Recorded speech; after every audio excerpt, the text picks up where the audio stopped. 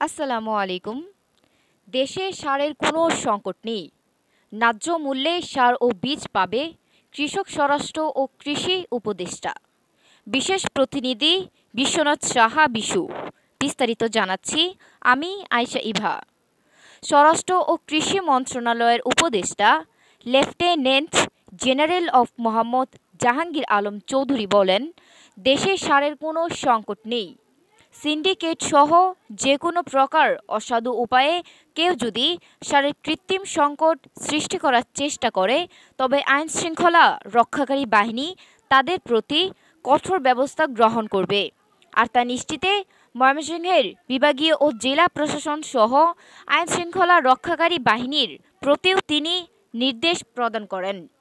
সার ও বীজের কৃত্রিম সংকট সৃষ্টিতে যদি কোনো ডিলার জড়িত থাকে, তবে তার ডিলারশিপ বাতিল হয়ে যাবে। কৃষকরা অবশ্যই ন্যায্য মূল্যে সার ও বীজ পাবে। ময়মনসিংহ সিটি কর্পোরেশনের শহীদ শাহাবুদ্দিন মিলনায়তনে অনুষ্ঠিত মতবিনিময় সভা শেষে সাংবাদিকদের এসব কথা বলেন তিনি। আজ 14 জানুয়ারি দুপুরে সশস্ত্র বাহিনী, ময়মনসিংহ রেঞ্জের আওতাধীন সকল police unit, RAB, BGB, answer, কারা অধিদপ্তর, ফায়ার সার্ভিস ও সিভিল ডিফেন্স, ইমিগ্রেশন ও পাসপোর্ট অধিদপ্তর, মাদকদ্রব্য নিয়ন্ত্রণ অধিদপ্তর এবং কৃষি মন্ত্রণালয়ের আওতাধীন দপ্তর ও সংস্থার ময়মনসিংহ অঞ্চলের কর্মকর্তাদের সাথে এই মত বিনিময় সভা অনুষ্ঠিত হয়।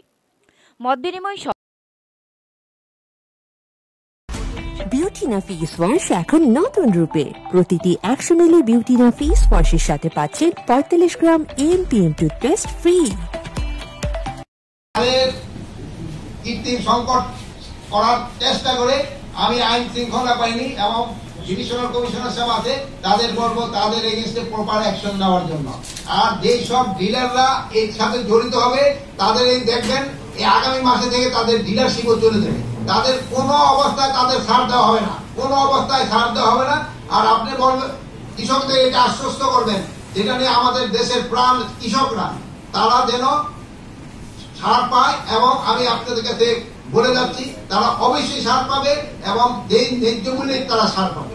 আর আপনারা এটা তাদের কাছে প্রচার করে দিবেন। আর আমি আপনাদের কাছে অনুরোধ করব, আপনারা কিন্তু সবসময় একটা সত্য প্রকাশ করার জন্য কিন্তু এই বিদেশি মিডিয়াগুলি অনেক সময় উল্টাপাল্টা অনেক খবর দিত, কিন্তু আপনারা সত্যটা প্রকাশ করার জন্য কিন্তু এখন বিদেশি মিডিয়া এখন আর এই অপপ্রচারটা আমাদের করতে পারে না। এই জন্য আপনারা আমাদের সাংবাদিক ভাইদের জন্য আমি আপনাদের অনেক অনেক ধন্যবাদ জানাই। আপনারা কিন্তু সব ক্ষেত্রে আপনারা আমাদের সাহায্য এবং সহযোগিতা করে যাচ্ছেন। ভবিষ্যতে আপনারা আমাদের সব ক্ষেত্রে সাহায্য সহযোগিতা করবেন এই আশা করি। আল্লাহ হাফেজ।